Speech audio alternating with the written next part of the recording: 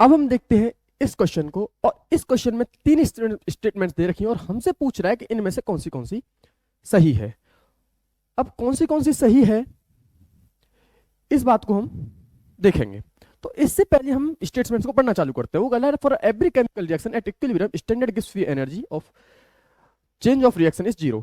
तो पहले मैं ये देख लेता हूं कि जो पहले में जो यूज होने वाला है स्टेटमेंट, जो पहले स्टेटमेंट में जो कॉन्सेप्ट यूज होने वाला है वो क्या है। तो मुझे पहले ये पता होना चाहिए, मुझे पहले क्या पता होना चाहिए कि जब इक्विलिब्रियम जो होता है, जब इक्विलिब्रियम जो होता है तो डेल्टा जी जीरो होता है। डेल्टा जी नॉट मतलब जो स्टैंडर्ड जो है वो जीरो हो भी सकता है, नहीं भी हो सकता, और ग्रेटर देन जीरो भी हो सकता, कुछ भी हो सकता है। क्या हो सकता है? कुछ भी हो सकता है।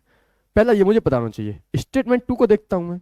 स्टेटमेंट टू बोल रहा है at constant temperature pressure chemical reaction are spontaneous in direction of decreasing gives energy. तो इस ये बोल रहा है कि कांस्टेंट टेम्परेचर जब मैं रखता हूं तो केमिकल रिएक्शन में जब चलती है तो वो हमेशा एंड जो स्पॉन्टेनियस होती है उसमें हमेशा गिव्स फ्री एनर्जी मतलब डिक्रीज होती है। तो ये मुझे पता होना चाहिए। ये तो मैं जानता हूं कि डेल्टा जी जो होता है वो हमेशा लेस देन जीरो होता है। किसके लिए? स्पॉन्टेनियस प्रोसेस के लिए। बिल्कुल सही बात, ये मुझे पता होना चाहिए।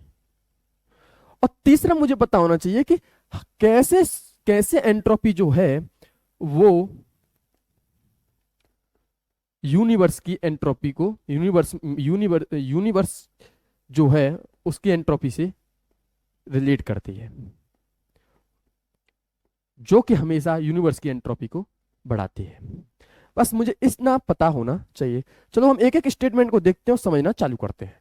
तो वो कह रहा है for every chemical reaction at equilibrium standard gives free energy of A reaction is zero.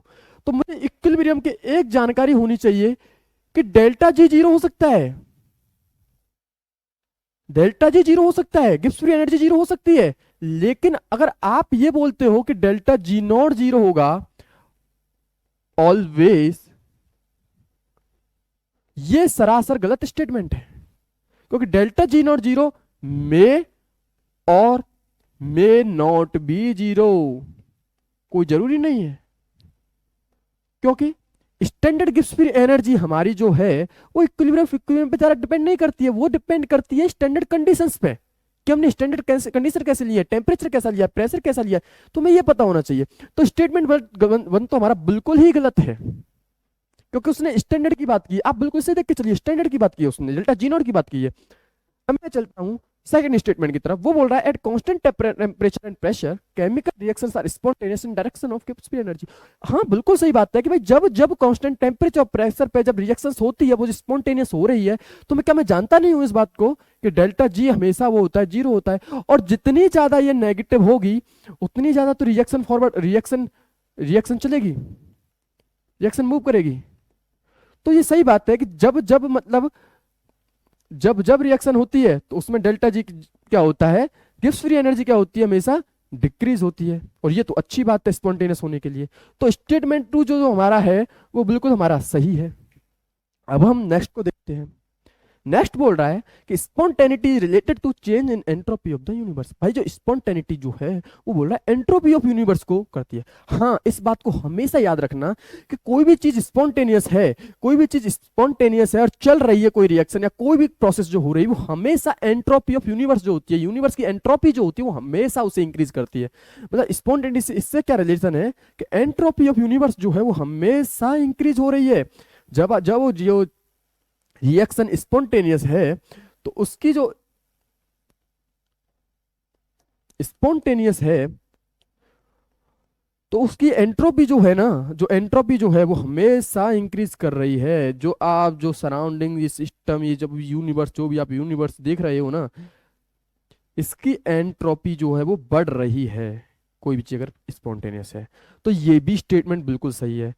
तो स्टेटमेंट वन हमारा बिल्कुल गलत है। वो इस आधार पर कि उसने हमसे स्टैंडर्ड गिव्स फ्री एनर्जी की बात की है, जो कि सिर्फ और सिर्फ टेम्परेचर, प्रेशर और स्टैंडर्ड कंडीशंस पर डिपेंड करती है। तो हम हमेशा नहीं बोल सकते कि डेल्टा जी नॉट जीरो होगा, तो स्टेटमेंट वन गलत हो गया। उसने क्या बोला है कि जीरो होती है, ऐसा नहीं होता। स्टेटमेंट टू बोल रहा है कि जब जैसे जैसे रिएक्शन फॉरवर्ड होती है, स्पॉन्टेनियस होती है, तो उसमें क्या होता है, एंट्रोपी जो गिव्स फ्री एनर्जी वो डिक्रीज है। बिल्कुल सही बात है। Spontaneity is related to change in entropy of universe. Statement 3 बिल्कुल सही है, क्योंकि जब भी स्पॉन्टेनियस रिएक्शन होती है वो हमेशा एंट्रोपी, जो यूनिवर्स की जो एंट्रोपी उसे हमेशा बढ़ाती है। तो स्टेटमेंट 2 और स्टेटमेंट 3 है जो क्या है बिल्कुल सही है। तो इस क्वेश्चन का जो करेक्ट ऑप्शन है वो है सी, जिसमें लिखा हुआ है S2 और S3 हमारे बिल्कुल सही है। तो इस क्वेश्चन का जो करेक्ट ऑप्शन है वो है c, that is statement 2 and statement 3 are correct.